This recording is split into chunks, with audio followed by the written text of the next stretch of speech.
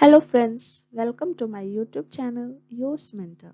आज का हमारा टॉपिक है झारखंड में अंग्रेजों का प्रवेश, जिसे हम आगे कंटिन्यू करेंगे। पिछले क्लास में हमने इसे पढ़ना शुरू किया था, जिसमें हमने ईस्ट इंडिया कंपनी का सिंहभूम में प्रवेश तथा उस समय के प्रमुख राज्य एवं राजवंशों के बारे में पढ़ना शुरू किया था, जिसके अंतर्गत हमने अभी तक ढाल भूम के ढाल वंश को पिछले क्लास में कर लिया तथा आज की क्लास में हम पोरहाट के सिंह वंश तथा कोल्हान के हो राजाओं के बारे में पढ़ेंगे। ऐसे ही झारखंड से जुड़े अन्य महत्वपूर्ण वीडियोस को देखने के लिए आप मेरे चैनल को जल्द से जल्द लाइक, शेयर एंड सब्सक्राइब कीजिए। तो चलिए अपने वीडियोस को आगे बढ़ाते हैं। अंग्रेजों का पोरहाट क्षेत्र में हस्तक्षेप।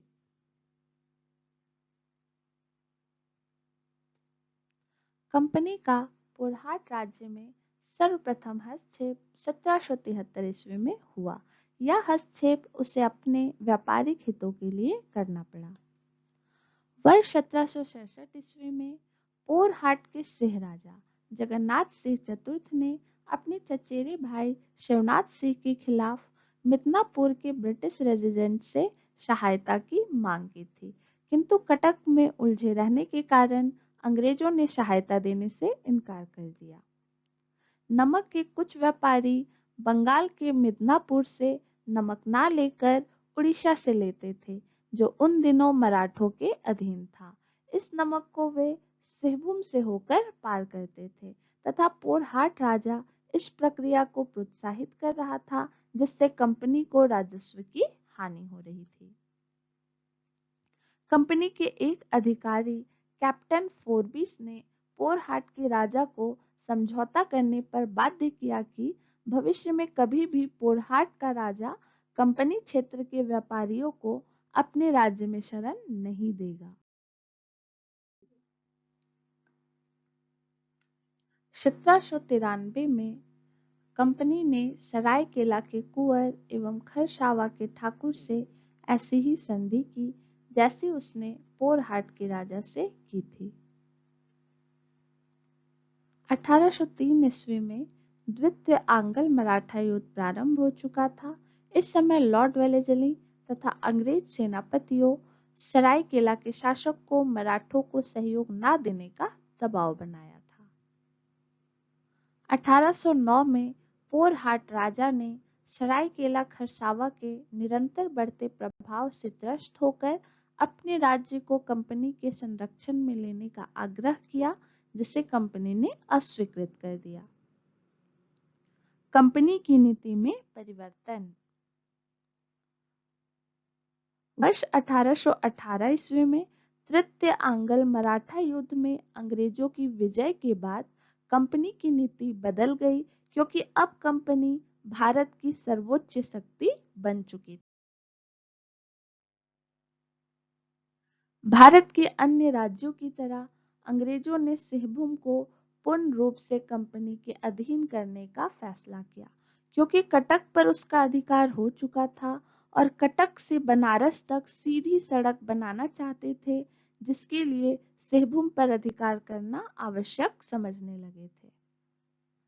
सिंहभूम पर अधिकार करने से लड़ाका कोल पर भी नियंत्रण स्थापित करना आसान हो सकता था। 1 फरवरी 1820 ईस्वी को कंपनी के assistant political agent captain Russell और पोरहाट राजा घनश्याम सिंह के साथ समझौता हुआ। राजा ने कंपनी की अधीनता स्वीकार कर ली तथा 101 रुपए सालाना कर देना स्वीकार किया। बदले में कंपनी ने उसे सुरक्षा, विशेषाधिकार तथा संपत्ति को बनाए रखने का आश्वासन दिया। इस संधि को लेकर कंपनी तथा घनश्याम सिंह दोनों के अपने अपने उद्देश्य थे।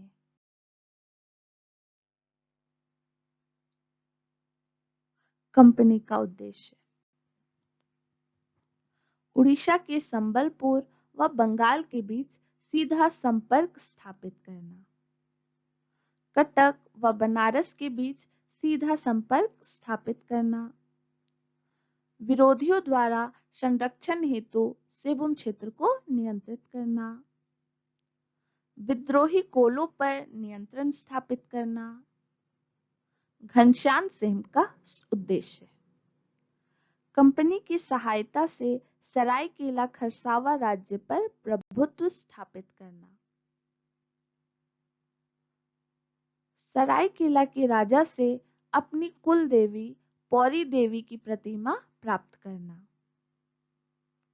हो लोगों पर कंपनी की मदद से सत्ता स्थापित करना। इस संधि के पश्चात अंग्रेजों ने घनश्याम सिंह के पहले प्रस्ताव को अस्वीकार कर दिया, परंतु अन्य दोनों उद्देश्यों को पूरा करने में सहायता की।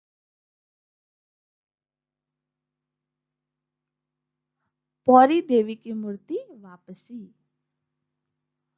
पोरहाट राज्य की कुल देवी पौरी देवी की मूर्ति चोरी हो गई थी, जिसे सरायकेला शासक अभिराम सिंह ने खरीदा था।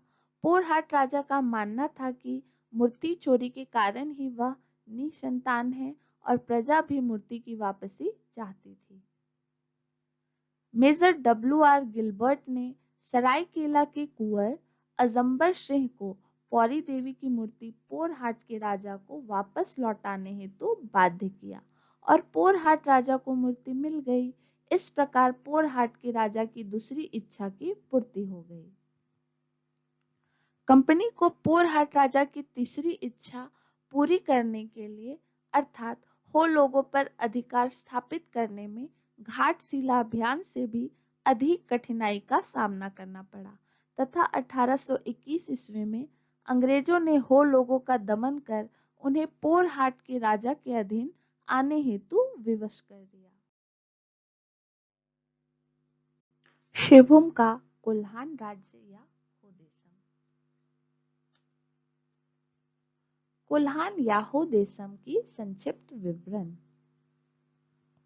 हो लोगों की लोक कथाओं में मुंडाओं या उराओं की तरह बाहर से आकर बसने की कथा नहीं है, किंतु मुंडा परिवार से इनका संबंध होने से यह स्पष्ट प्रतीत होता है कि ऋषा मुंडा के साथ ही इनका आगमन हुआ होगा, जो छोटा नागपुर में बसने के बाद कई शाखा इस क्षेत्र में आकर बसी होगी। उराओं का इतिहास यह इंगित करता है कि उनके आगमन के बाद ही वे छोटा नागपुर से जाकर वहां बस गए हैं। कोल्हान क्षेत्र में हो लोगों के बसने के पूर्व वहां सारावाक अथवा जैन और भूइया लोगों का आधिपत्य था, जिन्हें इन लोगों ने वहां से भागने पर विवश कर दिया। भूइया और सारावाक का बसाव संभवतः महावीर काल के पूर्व से ही था। कोल्हान 26 पीर में बटा था तथा प्रत्येक का प्रमुख मानकी होता था।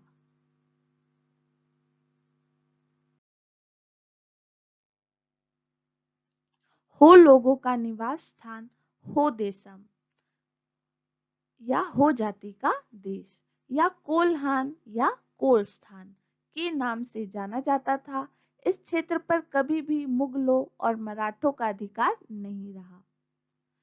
इस राज्य पर पोरहाट के सिंह राजाओं का प्रभाव पड़ा, मगर हो सिंह राजाओं के अधीनस्थ नहीं थे, बल्कि कभी कभार उपहार वे दे दिया करते थे। कंपनी के काल में हो लड़ाका कोल के नाम से प्रसिद्ध थे, क्योंकि ये लड़ाकू स्वभाव के थे व स्वतंत्रता प्रेमी थे। सिंहभूम नरेश के आग्रह पर मेजर रफसेज ने लेफ्टिनेंट रडेल को पोरहाट जाकर कोलों के बारे में आवश्यक जानकारी जुटाने का आदेश दिया, लेकिन रडेल को कोई जानकारी नहीं जुटा सका, क्योंकि हो देशम में घुसने की उसकी हिम्मत नहीं हुई। वर्ष 1820 में मेजर रफसेज खुद एक सेना के साथ हो देशम क्षेत्र में प्रवेश किया। चाईबासा के निकट रोरो नदी के तट पर अंग्रेज सेना तथा हो जनजाति के बीच युद्ध हुआ, जिसमें अंग्रेज विजयी हुए। इस विजय के बावजूद हो लोग केवल कोल्हान के उत्तरी भाग के हो लोगों ने ही पोरहाट के राजा को कर देने के लिए तैयार हुए। दक्षिण कोल्हान कोल्हान में अंग्रेजों का विरोध जारी रहा। 1821 ईस्वी में कर्नल रिचर्ड के नेतृत्व में एक बड़ी सेना हो लोगों के विरुद्ध भेजी गई। अंततः हो लोगों की संधि करनी पड़ी। संधि की शर्तें। कंपनी की अधीनता व कंपनी के प्रति वफादारी। अपने राजाओं जमींदारों को 5 वर्ष तक 50 पैसे प्रति हल व उसके बाद 1 रुपये प्रति हल सालाना कर देना। कोल्हान के मार्गों को यात्रियों के लिए खुला व सुरक्षित रखने का वचन। सभी जातियों के लोगों को अपने गांव में बसने की अनुमति तथा अपने बच्चों को हिंदी व उड़िया भाषाओं को पढ़ने के प्रोत्साहन देना।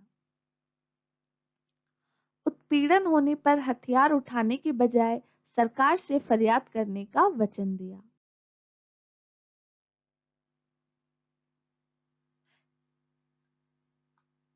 इस संधि के बावजूद कोल्हान में गड़बड़ी समाप्त नहीं हुई।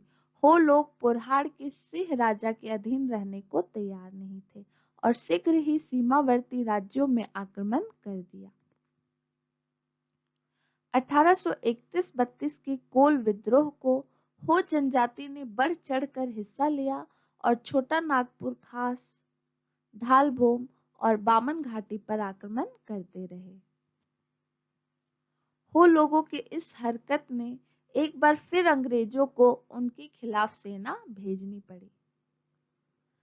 दक्षिण पश्चिम सीमांत एजेंसी के गवर्नर जनरल के एजेंट मेजर टी.एस. विल्किंसन की सलाह पर 1836 ईस्वी में ब्रिटिश फौज कर्नल रिचर्ड के नेतृत्व में कोल्हान में प्रवेश किए। 4 माह के संघर्ष के बाद फरवरी 1837 ईस्वी में हो जनजाति के लोगों ने आत्मसमर्पण करते हुए कंपनी को सीधे कर देना स्वीकार किया। 1837 ईस्वी में कोल्हान क्षेत्र को एक प्रशासनिक इकाई बनाकर उसे एक अंग्रेज अधिकारी के अधीन कर दिया गया तथा क्लीवलैंड नामक अंग्रेज अधिकारी द्वारा पहाड़ी असेंबली की स्थापना की गई थी।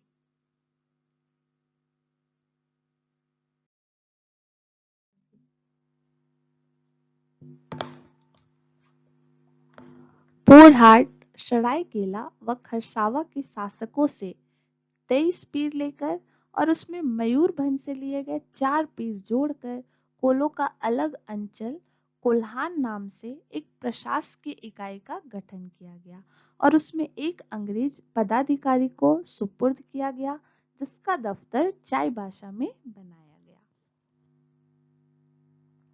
अतः हम कह सकते हैं कि 1765 में दीवानी मिलने के पश्चात 1837 ईस्वी में हो देशम पर कंपनी का पूर्ण नियंत्रण स्थापित हो पाया।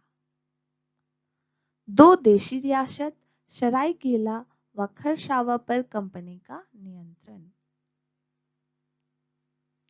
ब्रिटिश शासनकाल में भारत में 560 से अधिक देशी रियासतें थी। इनमें से संयुक्त बिहार, झारखंड विभाजन से पूर्व में मात्र 2 देशी रियासतें सरायकेला एवं खरसावा थे। सरायकेला रियासत। सरायकेला रियासत की स्थापना पोरहाट के सिंह वंशी राजा अर्जुन सिंह के पुत्र विक्रम सिंह ने की थी जिसमें 10 गांव शामिल थे। सरायकेला रियासत का अंग्रेजों के साथ सबसे पहले 1770 ईस्वी में संपर्क स्थापित हुआ। 1793 ईस्वी में सरायकेला के राजा एवं अंग्रेजों के बीच एक संधि की गई थी। अंग्रेज ने 1803 ईस्वी के आंग्ल मराठा युद्ध में सरायकेला के राजा अभिराम सिंह को अंग्रेजों की सहायता करने पर वार्षिक कर माफ करने का प्रस्ताव दिया था। 1820 ईस्वी में सरायकेला के राजा की सहायता से तमाड़ के विद्रोही नेता रुदन सिंह को गिरफ्तार किया गया।